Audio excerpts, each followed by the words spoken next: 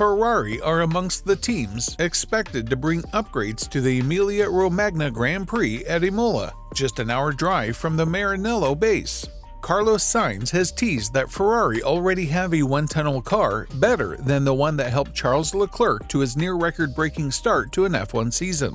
Ferrari's F175 has proven to be fast and reliable during the opening races of 2022, with Leclerc winning in both Bahrain and Australia on either side of a second-placed finish in Saudi Arabia. As a result, Leclerc has scored a massive 71 points, only 4 points down on the 75 claimed by Nico Rosberg during 2016's opening 3 rounds. But Ferrari have an even better car waiting for them in the wind tunnel, teammate Sainz has explained. We already have, obviously, pieces running in the wind tunnel, and a car in the wind tunnel that is better than the one that we have right now on track, like all the teams have. Sainz says Ferrari knows where they must improve.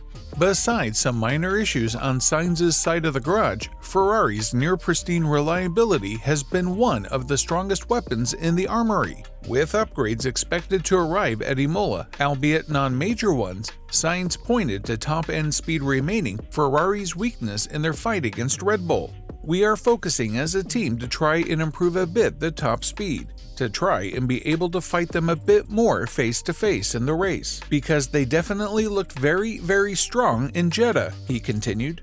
For the rest, I think we have a very good balance in the car, we have a good feeling overall, and we've been reliable too. So we just need to keep our head down and keep seeing where we can improve this car.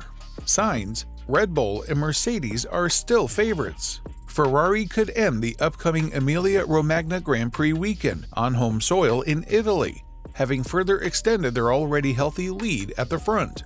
But during a season so long, and with so much still to learn about F1's new cars, Sainz maintains that his team are far from favorites yet. Red Bull and Mercedes are the favorites because we haven't been in a title fight in the last few years. And in the previous years to that, these teams have outdeveloped Ferrari, he said. We are still super cautious. We know we have a great car and we have put together on track a great car. But these two teams have been in a title fight for the last 2 or 3 years, and they know how much you need to improve. They know exactly what they need to do. We are maybe lacking that bit of experience. I think they have great people and we are prepared, but we don't know. We are still cautious and are expecting a bit to see what happens. 3 races down, and it's Charles Leclerc and Ferrari at the head of the Drivers' and Constructors' Championships. Is a pattern beginning to emerge in 2022? And can any of Leclerc and Ferrari's rivals claw back the advantage? David Tremaine explores the opening of what looks set to be an intriguing season. It's a great way to start the season, but we have to keep in mind that we are only 3 races in, so it's difficult to think of the World Championship. But we do have a strong car and it's reliable too.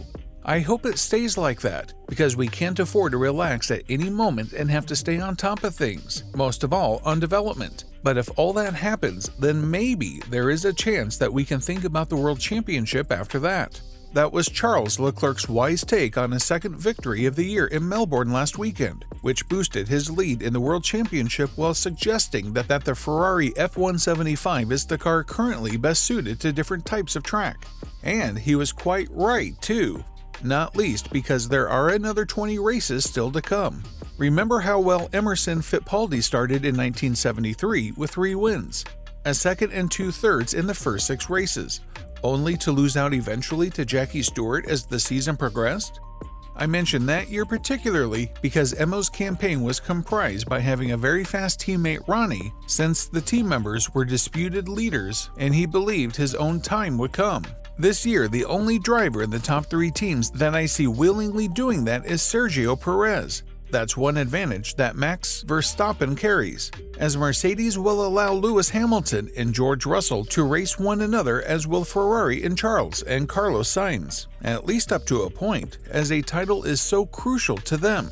But here's something to consider. The 2 drivers who went to Abu Dhabi just 4 races ago equal on points as they fought out the finale of the 2021 World Championship are currently not only behind their respective teammates here, Lewis has 28 points to new partner George's 37 and Max has 25 to Sergio's 30, but each is way behind runway leader Charles, who has 71. Lewis is already 43 down, Max 46.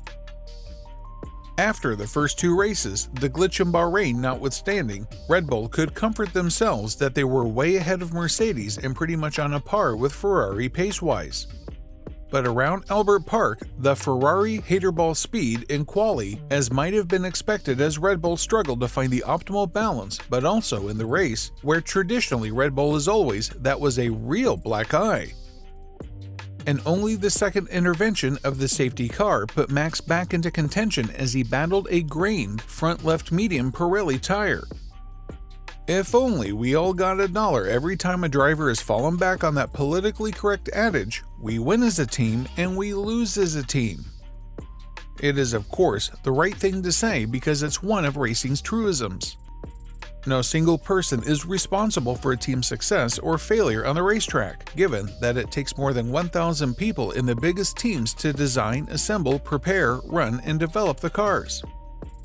But though it's also a truism that a championship is won over an entire season, whether there are 16 races as was once the case or the 23 we have nowadays, it's equally true that there will always be the one that decides the outcome, so that the way the man at the wheel performs can ultimately decide things, as can whatever befalls him in a race.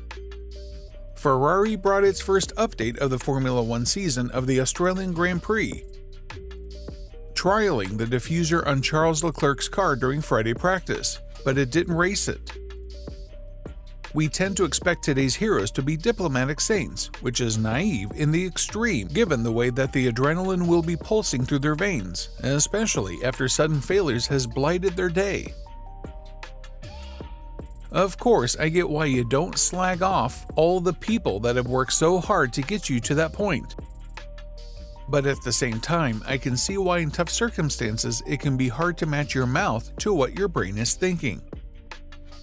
We are already miles behind, and I don't even want to think about the World Championship battle, he snapped when asked about the inevitable question. Right now, it's more important to finish races. We didn't have the pace, so I was just managing the trying ring end. It looks like an easy P2, but we didn't even finish the race. It's frustrating and unacceptable. We knew there was a problem. There was always going to be a question mark over finishing the race, but if we want to fight for it to happen. Thanks for watching, guys. If you enjoyed this video, smash that like button, subscribe to the channel, and turn on post notifications to see more of our future videos. With that said, keep enjoying our videos, and I'll see you in the next video.